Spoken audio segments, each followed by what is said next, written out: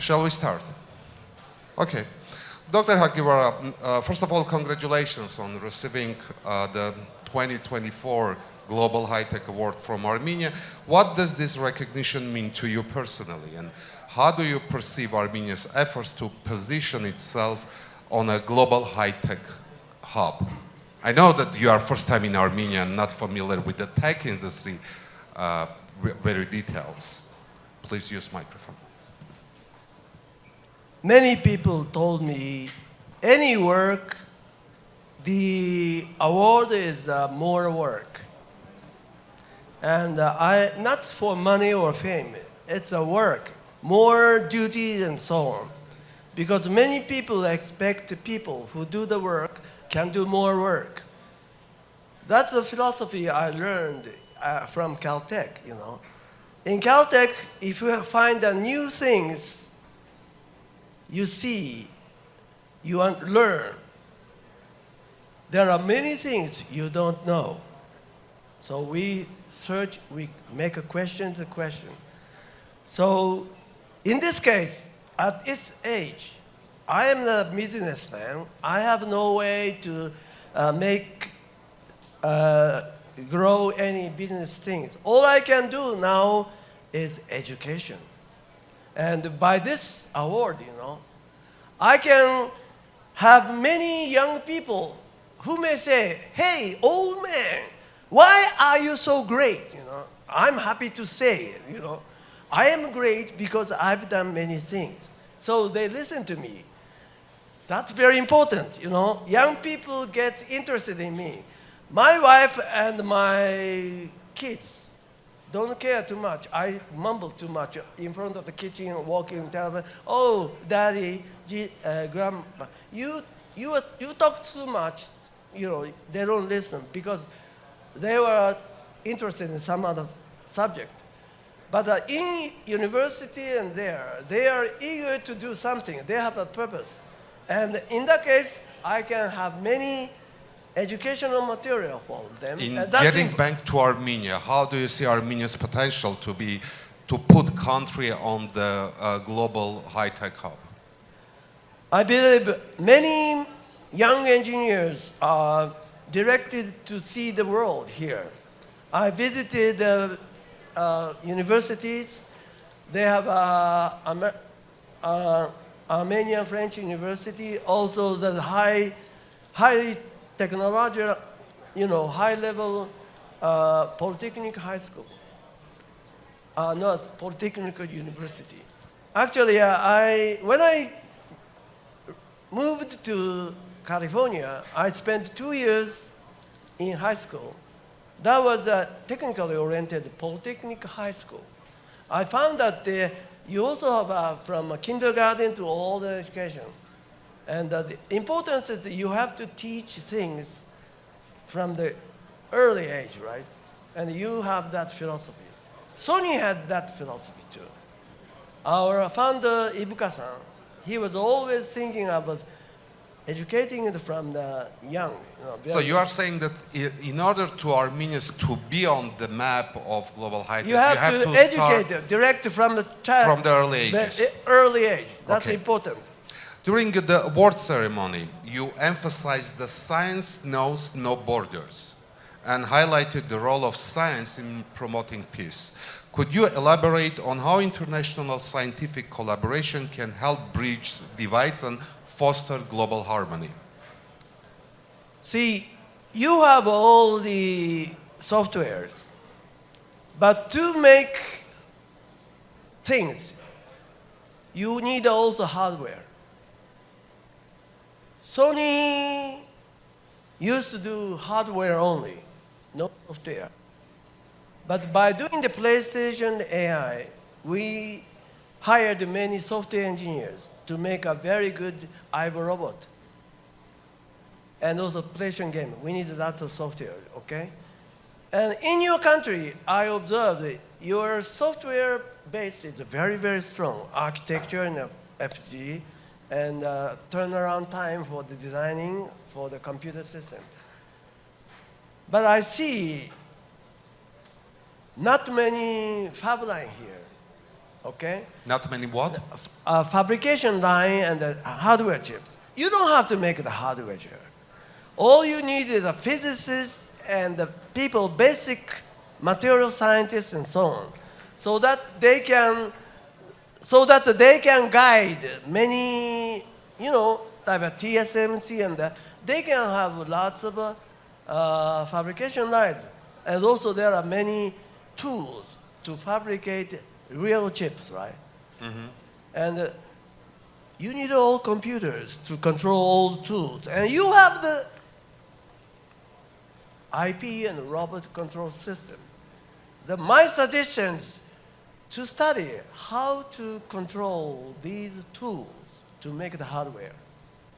Okay. In that case, we are actually, I hope we don't have any Chinese students, but Chinese people have a very different people, and they have a low cost. Like Sony, a very intelligent people with a low cost.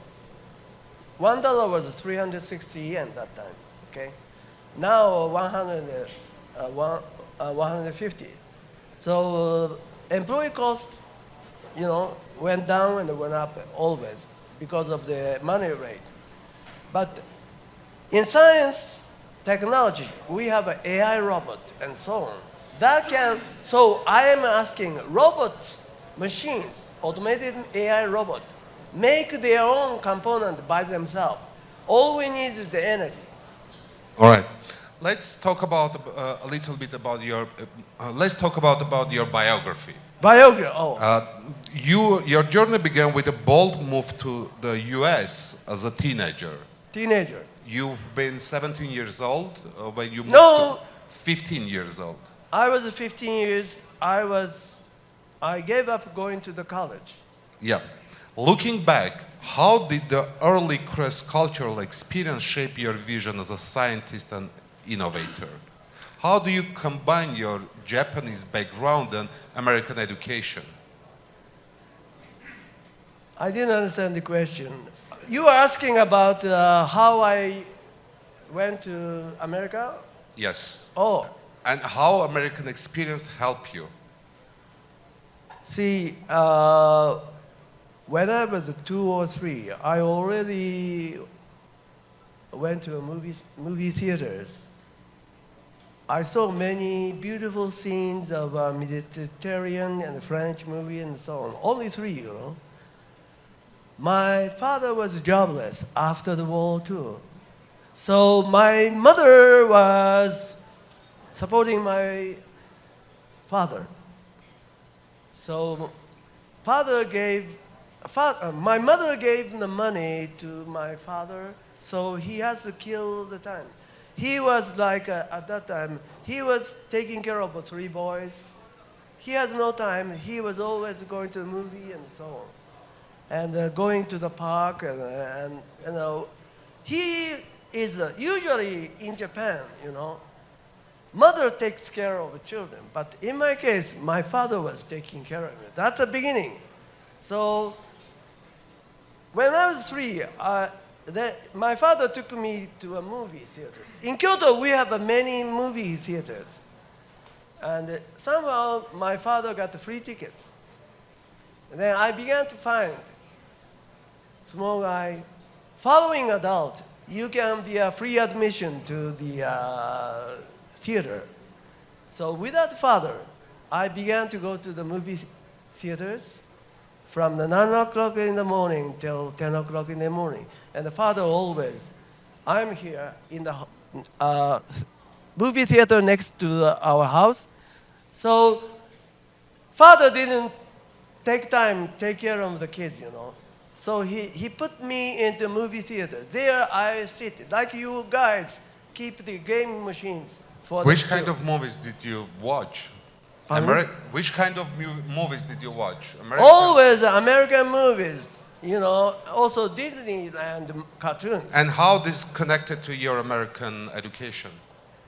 Because I learned native Western, actually Chicago and Los Angeles English. But I couldn't read any subtitles, but I enjoyed the music. For a 3 or 4 year child, I like the old musical things and various things. And unconsciously, I was singing at home. And when I was in elementary school and so on, I bought many records and so on. And I listened, still I didn't understand. I didn't learn any English. Until 7th grade, you learn English. But without knowing the English, but I was very good singer, very good pronunciation. So, and at the middle school, first year at the 7th grade, I had the first English teacher. That's the time I learned English. But the teacher was Father Francis Allard. He was from Montreal, Canada. He spoke a very poor English. My pronunciation is better than his words. That's the way I learned English. All right. Your career, you have worked at Sony about 30 years. What were the most defining challenges you faced while pursuing innovation in such a rapidly evolving environment? For the future, my talking in the past. You have worked for Sony for 30 years. What were the most challenging parts of those 30 years? Sony made devices, semiconductor devices in old fashions, like a Fairchild. I observed the Gordon Moore challenging new tools to make the semiconductor device. Gordon Moore and also Professor Carvermead and many our fellows, they were trying to make machines, ion implantation machines, to control the impurity of the atom precisely in the silicon crystal. That's very important technology. They taught me when I was, we do it. So I brought back to Japan, I said, you are making old-fashioned bipolar transistor. Learn from the Intel. You see? I had an awful time. These old-fashioned guys, they didn't listen. They said, oh, that's American style. Yoshi, go back to America. This is Japan, you know. That's the hardship I had. It takes so many years. And gradually, NEC and Kodak, they found that they need ion implantations. And I talked to my boss. I said, let me use ion implantation so I asked them to buy a $1 million machine from the USA. Boss in Sony knew the future. Let them do the old fashions. Yoshi, I also give money to do a new thing. That's important. Sony did not kill the number 2. Sometimes number 2 becomes the first, you know? So always, Sony, many people quarreling. That's very important, you know? You started your work at Sony in 1979. 1975. And retired in 2008. 2008. Why didn't change your job? Why do you stay stuck with the Sony? Why didn't that change? Because I want to retiring in pension. No, for this 30 years. Oh, because they gave me the work after work after work. Very interesting work. Originally, I was an image sensor. Then I had a microprocessor, but I was beaten by this gentleman. So I got a jobless. So I decided the game machine. But Nintendo refused to use Sony. So Artak that we have to do some work. Otherwise, we're jobless, right? So we proposed at the top. We also want to have a game in the company. And then Oga-san said, okay, we let you play. Do it. So Artak-san, he's the software side, I'm a hardware side. We had a good teamwork, but we were the minority of Sony. They were making lots of business in radio, TV, and disc. So they have enough money. So they let us play games. in the business. So we were the venture company in Sony. All right, yesterday, in your thank you speech, you mentioned significant influence of mentors like Mr. Leo William Fremuth and Okay. Dr. Tsugio Makimoto. How have these relationships shaped your career, and what advice would you offer to the young professionals seeking mentorship? See, Makimoto-san came to Sony. He had a vision of the future since 1990 or something, when he was still doing the memory and the microprocessor. Maybe he studied it at Stanford University when Silicon was doing. Maybe he has an influence of importance of semiconductor. And by doing the hardware, if you get the money in hardware, you can feed young engineers for the software. And that was he predicted. Stanford University will become very rich by supporting hardware. By using that money, they will do the software, Yahoo and Google and so on. Actually, he has a vision because he was influenced by many, wise people around the world. He was looking for the future. Especially when I read it, he was from the Tanegashima, southern small rural island, where we started the Portugal weapon, gun. That's the culture. That's the island. Portuguese brought gun. We all have the sword at that time. Okay, Dr. Hagiwara,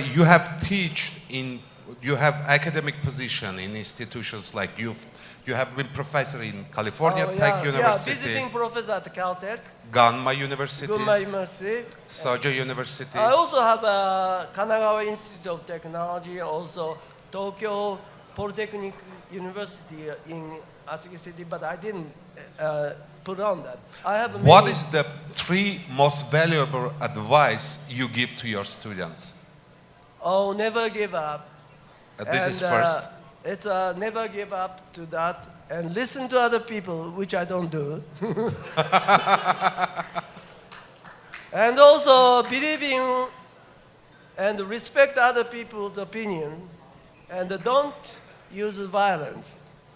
And don't talk behind the curtain. Talk directly to the guy. I don't like you, If you talk that way to the guy, you can be a friend. If you talk behind the curtain, you'll be an enemy. That's important for the belief of this. We don't know many things, We don't know the future of this technology. There are many possibilities.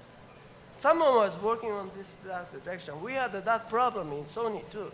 So I was telling to the kids, don't fight with other people who have a different opinion. Maybe he was right.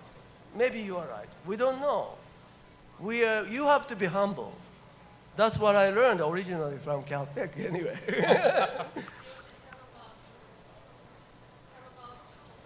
What about truth? Huh? Oh, when I was in Caltech in the first place, there was an old truth fall. It's an old building. It was built in 1920 or something. It's a time when Caltech was founded. That was originally maybe a Polytechnic high school or something. Then gradually it grew to the university. The first building is very small. And when I was there, the building was still there. And it says on the building, truth shall make you free. And when I go to the bookstore, there's a coffee cup. It's also the truth shall make you free. I didn't understand that. Why truth makes, but I found it. This came from the Bible. To make people happy and the truth, by knowing the truth, I thought this is stupid. The more you know the things, you get unhappy. You get more ambitious to know more things, right? But this says truth makes happy. That means when you find something, and if you find the right one, you get to happiness. Oh, but how about the future? I was always criticizing. But I found it. It is come from the Bible or something, you know, that's message. So scientists and religion have no difference. They communicate to each other. They both looking for the truth. Okay. That's the point. There is a two different approach regarding artificial intelligence and AI-backed software. So some of the experts says that artificial intelligence, this is the next step of information technology. So yes, it's very convenient. Yes, it makes a lot of things easier, but it's something that gradually will come up. So it is continuation of information technologies. I think they are bullshit to me. And there is a second opinion that artificial intelligence is signaling new technological revolution that is radically different from the old technologies that we have learned, because the artificial intelligence can teach and learn by itself. So what? They are all slaves to humans. All right, what's your position? We are the masters of all machines. I'm just making the machines. Don't be a slave of these gadgets. It's a Chaplin. Long time ago, there was a movie. Automation technology came in, and we were all slaves. That was a very ironical movie. I was really moved to that movie. We should know how to make machines friendly to us, you know. We have to know how these machines are made, but we have to challenge how these machines understand our feelings. That's important. Not logical orders. It's possible. Just order it, okay? Like many people. In the feudal era, samurai ordered many people to do, and they obey obedience, like a robot, right? That's why we have a dictatorship system. Of course, robots need a dictatorship, like soldiers in the military. We don't want anyone who disobey the soldier system. In company, I don't believe so. It's not a dictatorship thing. Those young people will fight against the establishment in the company so they can grow. Company has to be like a living thing. It has to be evolved. And in case of a robot, I don't believe that, but robot, as long as they are evolving themselves, no, that's okay. But we need some rule. You need like an instinct, you know. We have to build in some hardware, not software. You have to put the hardware on it. You see, many PC has a software and also, you know, by internet to some interference, the how do you call it? The compile system is ruined by the virus, right? But the hardware is still there. So we propose all the instinctive part must be hardware. Like us, gene controlled all of the many functions. Yes. So those genes must be a substance, not software. So we have to make what are the good genes for the, you know, like we have to learn about from our body, how we are made, you know. And I found out you can make a software. That's what we learn after the baby. But originally, you have to learn how the baby started searching for the mother's milk or something. And also, if you cry, mother gives the milk or something. So you have a conditional learning and so on. These are connected to the instinct. If you do this way, you make some hardware, okay? And also, you have to one more point. In our human body, they become a criminal, destroy other people. We have to find a way to control that part. That must be made by hardware. Hardware, digital circuit. That's All right. important. Do you mind? Let's take some question from the audience. Okay. One or two. Եթե կան հարցեր դոկտոր Հակոբյանին, սիրով կպատասխանի։ Եթե չէ, վերջին հարցը արդեն տանք։ Կան հարցեր, եթե կան, թող ձեռք բարձրացնեն։ So there is no question. Dr. Hagiwara, thank you very much.